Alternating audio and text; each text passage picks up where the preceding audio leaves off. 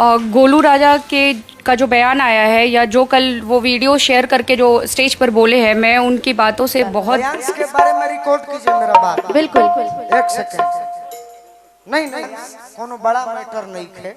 भगवान करे कि आयांश बिना 16 करोड़ के ठीक हो जाए। आयांश एगो जरिया बनल बड़े 16 करोड़ के 1-2 महीना बाद देखब आयांश के माता पिता घर पर मिली हैं, वो दूसरा जगह कहीं फ्लाइट मिली हैं। ऐसे गोलू ना गइल। अच्छा एक बात बताइए, भगवान न करे अगर वो आपका बेटा होता तो आप क्या अरे करते? छोड़िए वो सब। नहीं, मैं इनसे पूछना चाहती हूँ कि अगर वो आपका बेटा होता तो आप क्या करते? छोड़ो, क्या आप हम यही लोग कहते? आप बताइए ना मुझे।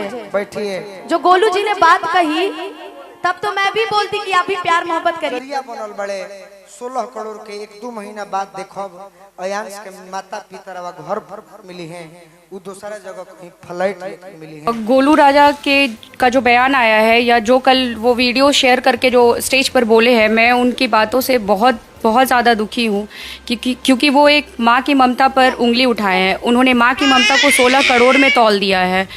और मैं उनकी माँ से ये पूछना चाहती हूँ कि अगर आपको 16 करोड़ कोई दे तो क्या आप अपने बेटे को, गोलू राजा को, क्या आप मार देंगी? अगर आप मार देंगी तो ठीक है, मैं भी आयांश को बोलने के लिए तैयार हूँ।